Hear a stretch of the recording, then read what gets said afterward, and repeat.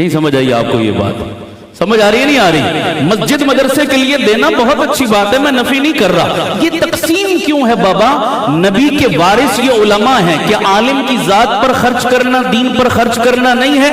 तुमने ये तफरीक कहां से पैदा कर ली? अल्लाह मेरी कौम को समझ अता फरमाए। एक दफा एक साहब मुझे मिले, मुझे कहने लगे मैंने मस्जिद में जाकर इन मौलवियों के पीछे नमाज पढ़ना छोड़ दिया है। मैंने कहा भाई क्यों? कहता जी मेरी इनके पीछे नमाज होती नहीं। मैंने कहा किसी के पीछे नहीं? कहता नहीं। मैंने कहा वजह? कहता नाउजुबिल्लाह ये हराम खाते हैं। मैंने कहा सारे हराम खाते हैं? अलियाजुबिल्लाह। कहने लगा हाँ। मैंने कहा भाई वो कैसे? कहने लगे अल्लाह कुरान में फरमाते हैं कि ला तश्तरू बिआयाती समनन कलीला, मेरी आयतों को थोड़े मूल के बदले में मत बेचो।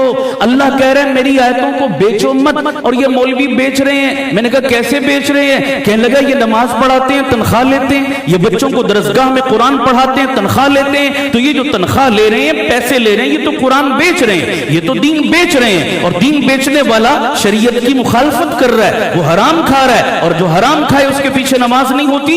इस तरह की बेहुदा बात। मैंने कहा हम तो पहले रो रहे थे कि जो मौलवी साहब को दे रहे हो वो तनख्वाह कहलाने के हकदार नहीं, लेकिन बाज ऐसे भी उठ खड़े हुए वो कहने लगे ये भी मत दो, इसको भी रोक लो जनाब के देना जायज नहीं, जिहालत है बाबा। तुम्हें किसने कह दिया? मैं तो समझ गया ये बंदा कौन है और कहां से मुतासिर है, किस स्टेशन से बात कर रहा है। मैंने उससे पूछा अनजान बनकर, मैंने कहा साहब आपका ताल्लुक? कहने लगा फलां तबके से। मैंने कहा फलां तबके के आपके कोई बड़े भी होंगे? कहने लगे जी हाँ बिल्कुल फलां साहब हमारे बड़े हैं। मैंने कहा माशाअल्लाह आपकी जो बड़े बुजुर्ग हैं उनकी भी कुछ दीनी खिदमत होंगी? कहा जी एक बड़ी खिदमत है, उन्होंने कुरान मजीद की तफसीर लिखी है, कुरान मजीद का तर्जुमा लिखा है। मैंने कहा माशाअल्लाह बहुत अच्छा, वो कहां से दस्तयाब होगा? कहने लगे पिंडी में मरी रोड पर फलां इलाके फलां शॉप से आपको वो तर्जुमे का पूरा सेट मिल जाएगा। मैंने कहा जी उसकी कीमत कितनी है? तवज्जो करना। कहने लगे जी 3000 रुपए का वो सेट मिलेगा। मैंने कहा शर्म नहीं आती दीन बेचते हो? तवज्जो है? मैंने कहा शर्म नहीं आती दीन बेच रहे हो, कुरान बेच रहे हो? कहने लगा नहीं मौलाना ये बात नहीं है। मैंने कहा फिर क्या बात? कहने लगे ये पैसे 3000 रुपया कुरान की कीमत नहीं, पेपर की कीमत है, प्रिंटिंग की कीमत है, बाइंडिंग की कीमत है, जिल्द की कीमत है, कुरान की कीमत कौन दे सकता है? मैंने कहा अब आया ना लेवल पर जनाब, पैमाना एक रखो। ये जो आलिम नमाज पढ़ा रहा है नमाज के पैसे नहीं ले रहा, ये जो कारी साहब दरसगाह में बैठकर कुरान पढ़ाते हैं सुबह से शाम तक, ये कुरान की तनख्वाह नहीं लेते। कुरान की तनख्वाह 10-20 हजार तो नहीं हो सकती बाबा, ये वक्त की पाबंदी के पैसे लेते हैं। आप चले जाइए अपने चौक चौराहे पर, मजदूर को ले आइए अपने घर में मजदूरी के लिए और उसे अपने ड्राइंग रूम के सोफे पर बिठा दीजिए, पूरा दिन उससे कोई काम न करवाएं। शाम को जब वो जाएगा बताइए आप उसको मजदूरी देंगे या नहीं देंगे? किस चीज की मजदूरी है बाबा? काम तो आपने कोई नहीं लिया, यकीनन आप कहेंगे काम तो नहीं लिया, लेकिन इसका टाइम हमने बाउंड किया, इसको हमने पाबंद करके रखा, वक्त की पाबंदी की उजरत है। तो ये जो उलमा मस्जिदों मदरसों में काम कर रहे हर तरफ से हमने छुड़वाकर जब इनको क्लास और मस्जिद में बिठाया तो हमने इनके वक्त को बाउंड किया। इस वक्त की पाबंदी की तनख्वाह देना ये शरअन भी है, अखलाकन भी है, कानूनन भी है, दियानतन भी है। तुम्हें किसने कह दिया? अल्लाह हमें बढ़ चढ़ कर इनकी खिदमत करने की तौफीक अता फरमाए। आमीन कह दो सारे। खैर बातों से बात निकलकर अल्लाह आपके इतने कसीर में वो बरकत नहीं रखता जो इन उलमा के कलील और थोड़े में क्या रख देता है? बरकत रख देता है। आपको इस दुनिया का क्या पता बाबा कि ये बरकत वाली दुनिया क्या होती है? ये थोड़ा माल काफी हो जाए ये कैसा होता है? खुदा की कसम इतने सुकून वाली जिंदगी है ये मस्जिदों मदरसों वाली, आप इसका तसव्वुर नहीं कर सकते। आपने सुकून तलाश करना हो कभी इन चटाइयों वालों के पास आकर बैठा करो। न जहां में कहीं अमा मिली, जो अमा मिली तो कहां मिली, मेरे जुर्म खाना खराब को तेरे अफ़्वे बंदा नवाज में। जहां पनाह मिलती है वहां तुम आते नहीं, जहां तुम जाते हो वहां मिलती नहीं। मसला कैसे हल हो? अल्लाह हमें यहां पनाह ढूंढने की तौफीक अता फरमाए। आमीन कह दो सारे। दूसरा तबका है उमरा का, मुतमव्विल लोग। इसका इको वही खत्म कर दे, गूंज बहुत है इसमें, इको खत्म कर दे। तवज्जो करना, मालदार लोग, मालदारों से कहो अपने बेटे को मदरसे में दाखिल करवाओ। कहते हैं जी एक प्रॉब्लम है जिस वजह से हम अपने बच्चे को मदरसे में नहीं भेजते। मैंने कहा क्या प्रॉब्लम?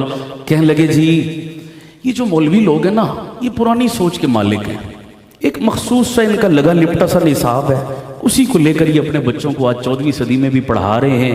मदरसे का पढ़ा हुआ बच्चा जब मदरसे से फारिग होता है तो जदीद सोसाइटी के साथ चलने के काबिल नहीं होता, जदीद दौर के तकाज़ों से हम आहंग नहीं होता, इसलिए ये बच्चा फेल हो जाता है, रह जाता है पीछे। इन मदरसे वालों का निसाब तालीम बड़ा कंजस्टेड है, बड़ा महदूद और लिमिटेड सा है। अगर ये जदीद दौर के तकाज़ों को पूरा करें तो हमारा भी जी चाहता है हमारा बच्चा कहाँ पढ़े, मदरसे में पढ़े। हम इस वजह से अपने बच्चे को मदरसे में नहीं भेज रहे। ये भी एक सोच एक मुआशरे की बनी हुई है। अच्छा बाबा, इसको सुनिए और बड़े गौर से सुनिए। आपको किसने कह दिया बाबा कि मदरसों वाले जदीद दौर के तकाज़ों से नाआशना है, इस जिद्दत के तकाज़ों को पूरा नहीं कर रहे? सुनिएगा, इंग्लिश हम मदरसों में पढ़ा रहे हैं, रियाजी मदरसों में पढ़ा रहे हैं, अलजबरा मैथमेटिक्स मदरसों में पढ़ा रहे हैं, और सोशल स्टडी मदारिस में पढ़ा रहे हैं, कंप्यूटर की बाकायदा तालीम मदरसों में दे रहे हैं। इसी तरह आगे बढ़कर मैं कहता हूं, आपको सुनकर बड़ा ताज्जुब होगा, पूरी जिम्मेदारी से कह रहा हूं बाबा, मैं आपको नाम लेकर गिनवाने शुरू करूं, खुदा गवाह है बात बड़ी लंबी हो जाएगी। मदरसों की बात कर रहा हूं। इन मदरसों की चटाइयों पर इन बच्चों को रब के कुरान के साथ साथ ओ लेवल और ए लेवल की भी बड़े पाए की तालीम दी जा रही है। कहो सुभान अल्लाह।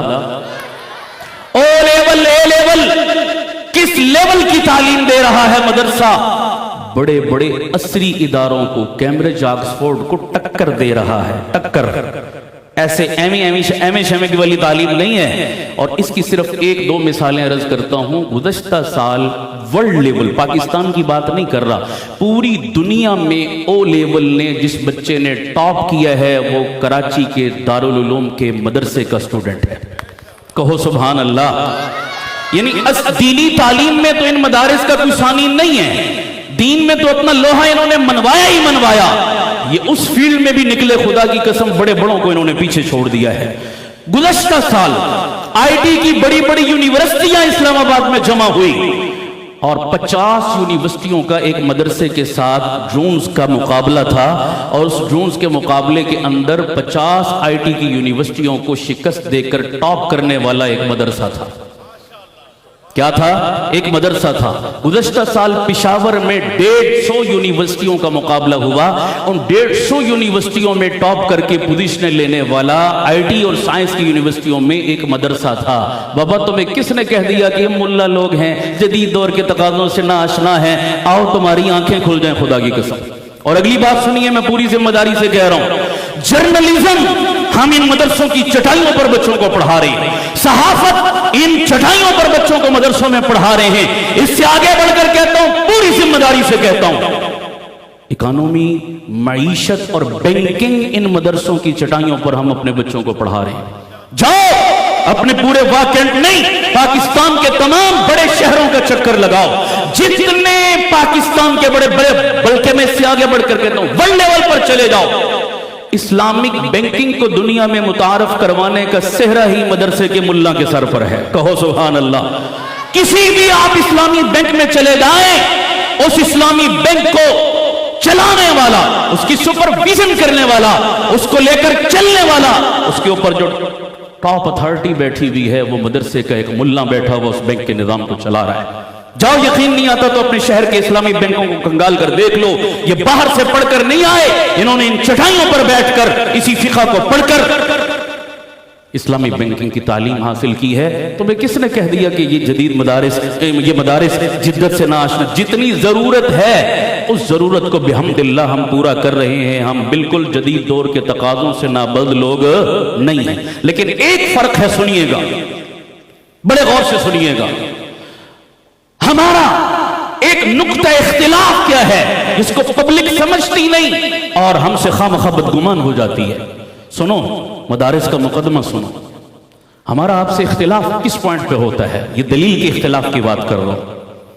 हम कहते हैं बाबा, आप कहेंगे जी अंग्रेजी आप भी पढ़ा रहे हैं, अंग्रेजी स्कूल वाले भी पढ़ा रहे हैं, साइंस आप भी पढ़ा रहे हैं, साइंस वो भी पढ़ा रहे हैं, कंप्यूटर वो भी पढ़ा रहे हैं, कंप्यूटर आप भी पढ़ा रहे हैं, तो फिर डिफरेंस क्या है? फर्क कहां लगता है आकर? इस फर्क को सुनिएगा। हम कहते हैं भाइयों, माफ करना, आप में से कोई मेरे भाई कॉलेज, यूनिवर्सिटी, स्कूल की दुनिया के लोग बैठे होंगे, मेरे भाई हैं, मुसलमान भाई हैं, میرے سر کا تاج ہیں, میرے لیے قابل احترام ہیں. میں صرف ایک غلط فہمی کا ازالہ کر رہا ہوں, میں کسی نظم پر تنقید نہیں کر رہا. سنیے اور سمجھیے میری بات کو اور میری دعوت کو. ہمارا بنیادی اختلاف کیا ہے؟ ہم کہتے ہیں ضرور اپنے بچوں کو انگریزی پڑھاؤ, سائنس پڑھاؤ, عصری مضامین پڑھاؤ, اسلام نے منع نہیں کیا. ہم کہتے ہیں اپنی ترتیب کو ٹھیک رکھو. کیا رکھو؟ سارے بولو, اپنی ترتیب کو کیا رکھو؟ ترتیب ٹھیک رکھنے کا کیا مطلب؟ ہمارے ایک بزرگ فرمانے لگے, میں ایک ایسے ادارے میں انوائٹ تھا جہاں دینی اور عصری تعلیم ایک ہی چھت تلے اکٹھی دی جاتی تھی. یعنی دین بھی پڑھایا جا رہا ہے اور عصری تعلیم, سائنسی علوم بھی پڑھائے جا رہے ہیں. تو مجھے انوائٹ کیا گیا, میں پہنچا, انہوں نے مجھے انٹروڈکشن تعارف کروایا. میں بڑا خوش ہوا کہ بہت زبردست کام ہے جناب یہ تو. لیکن جب میں داخل ہوا تو مین گیٹ پر بورڈ لگا ہوا تھا. اس بورڈ پر جملے سننا ذرا, بورڈ پر لکھا ہوا تھا کہ اس ادارے میں آپ کے بچوں کو انگلش کے ساتھ ساتھ قرآن کی تعلیم بھی دی جاتی ہے. یہ جملہ لکھا ہوا تھا.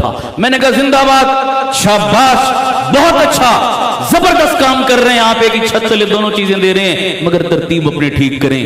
کہنے لگے کیا مطلب؟ میں نے کہا جملہ لکھو کہ اس ادارے میں آپ کے بچوں کو رب کے قرآن کے ساتھ ساتھ انگریزی بھی پڑھائی جاتی ہے. پتہ نہیں جملے کا فرق سمجھیں یا نہیں سمجھیں. پہلی صورت میں آپ نے پرائرٹی انگریزی کو دی, اہمیت انگریزی کو دی, اولیت انگریزی کو دی, قرآن اور رب کے دین کو ثانوی درجے میں رکھا, پیچھے رکھا.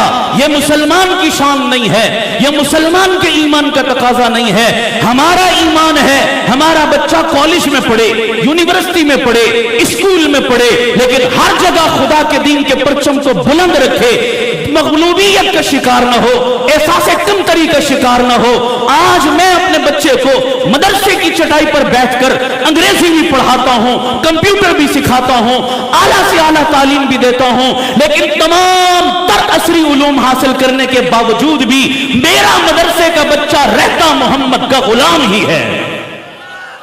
لاڈ میں کالے کا غلام نہیں بنتا, انگریز کا غلام نہیں بنتا, یہود و نصارہ کے گندے کلچر اور تہذیب سے متاثر نہیں ہوتا. بابا میرے مدرسے کے طالب علم نے آج اپنے طرز عمل سے ثابت کیا ہے کہ انگریزی بولنے کے لیے, انگریزی پڑھنے کے لیے, لاڈ میں کالے کے نصاب تعلیم میں ٹاپ کرنے کے لیے اس حلیے میں رہ کر بھی یہ کام کیا جا سکتا ہے. اس کو بدلنا ضروری نہیں ہے. بالکل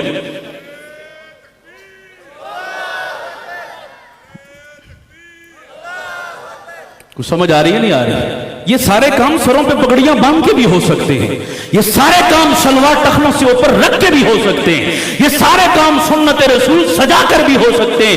اس لیے اس کے لیے اپنے آپ کو چینج کرنے کی ضرورت. اور بولو سارے, یہ تم نے کہاں سے تاثر قائم کر لیا کہ جی مدرسوں میں تو لاوارث بچے داخل ہوتے ہیں, یتیم بچے ہوتے ہیں جن کا کوئی والی وارث نہیں ہوتا, تو ان کو لوگ اٹھا کر مدرسوں میں ڈال دیتے ہیں کہ چلو روزی روٹی بھی چلتی رہے گی, 4 حرف قرآن کے بھی پڑھ جائے گا. یہ تاثر غلط ہے آپ کا. گیا وہ وقت کہ تنہا تھا میں انجمن میں, اب اس محفل میں